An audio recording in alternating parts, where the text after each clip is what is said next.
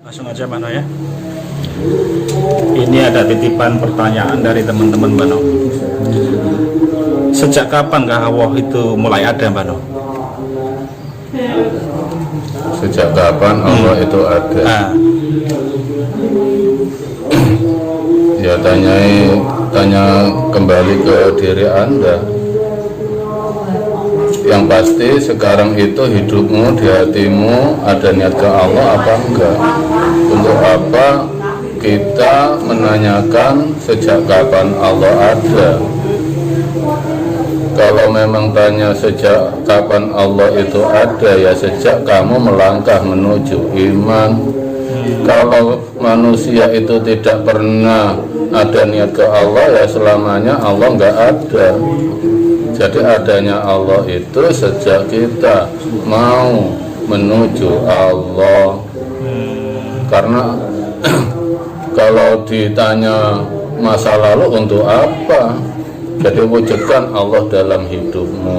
Itu baru Allah itu ada dalam hidupmu sejak kapan. Itu baru tahu ya Bang ya. Iya. Kalau hidupnya nggak pernah ada niat ke Allah sampai kapanpun ya nggak tahu mulai kapan Allah itu ada.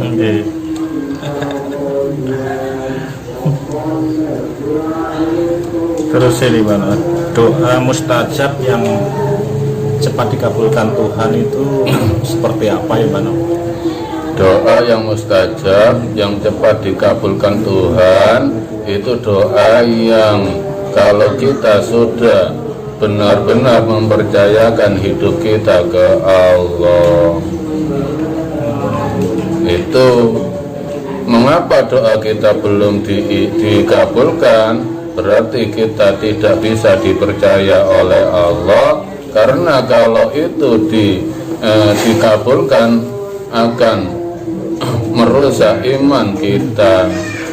Jadi soal doa itu dikabulkan nggak dikabulkan itu kembalikan pada diri kita lagi.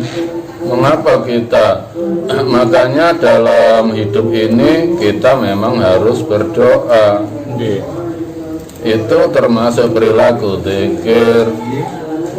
Jadi untuk hidup ya kita syukuri hidup kita. Kalau memang nggak terima dengan apa yang diberikan Allah, ya minta pada Allah dengan kejujuran hati kita. Kalau meratapi takdir itu namanya mengutuk dirinya sendiri. Ya doa mustajab untuk apa kalau untuk merusak iman kita? Berarti doa yang belum dikabulkan oleh Tuhan itu kesalahan pada diri kita sendiri ya Pak? Iya. Karena apa? Menuntut Tuhan, mengatur Allah, nggak mau aturannya Allah. Tapi tidak sesuai dengan apa yang kita sudah kita berikan ke Allah. Hanya menuntut apa yang diberikan Allah pada kita. Ya konyol.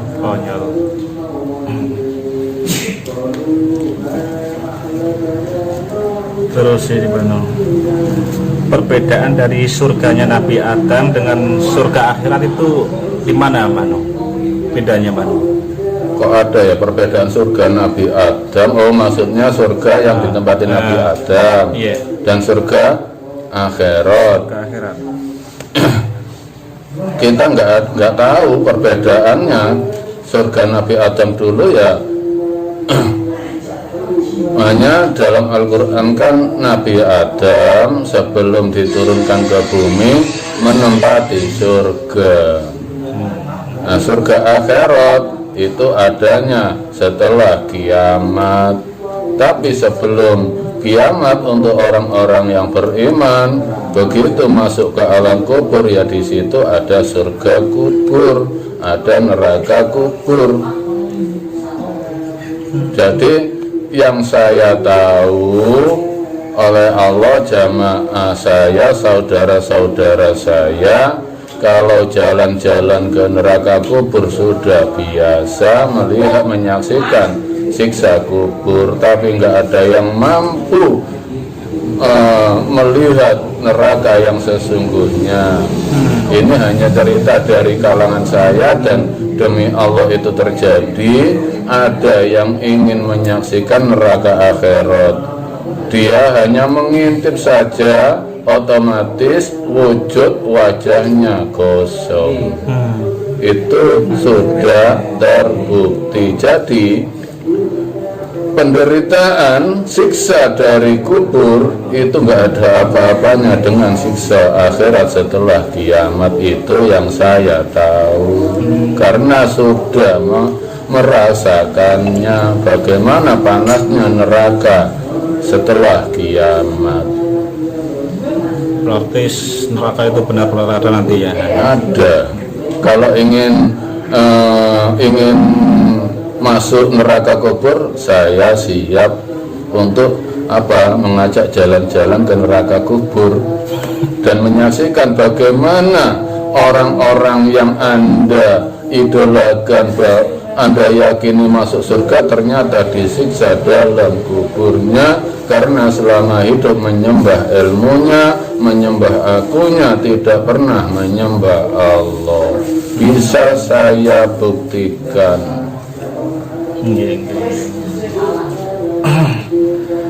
Terus rahasia agar bisa mati tersenyum itu harus seperti apa, Mbak No?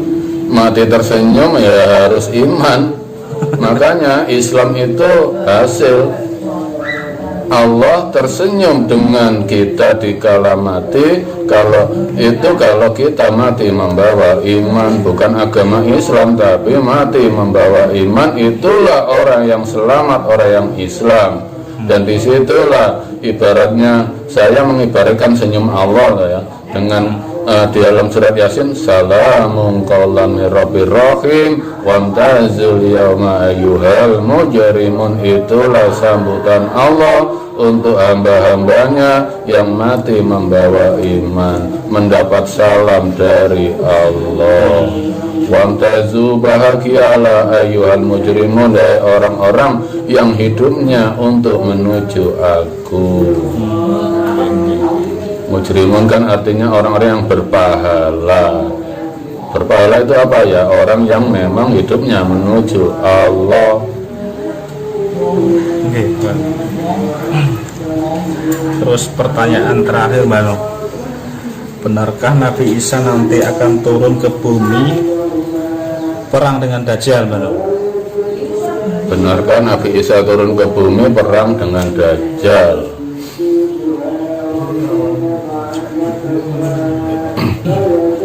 Kalau saya itu kurang mempercayainya, karena itu belum terjadi dan masih ramalan. Kalau saya kembalikan ke kehidupan saat ini. Jadi keluarnya untanya Nabi Soleh, keluarnya Dajjal, turunnya Nabi Isa, itu semua dengan jujur hati saya enggak menyalahkan dan tidak berani menerangkannya, karena saya tidak tahu jawabannya. Jadi yang saya enggak tahu ya enggak tahu, jujur aja.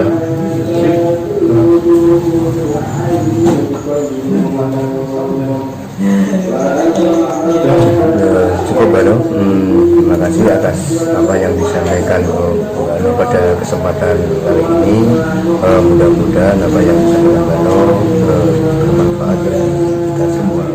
Kami akhiri, wassalamualaikum warahmatullahi wabarakatuh. Waalaikumsalam warahmatullahi wabarakatuh. Rahayu saudaraku semua.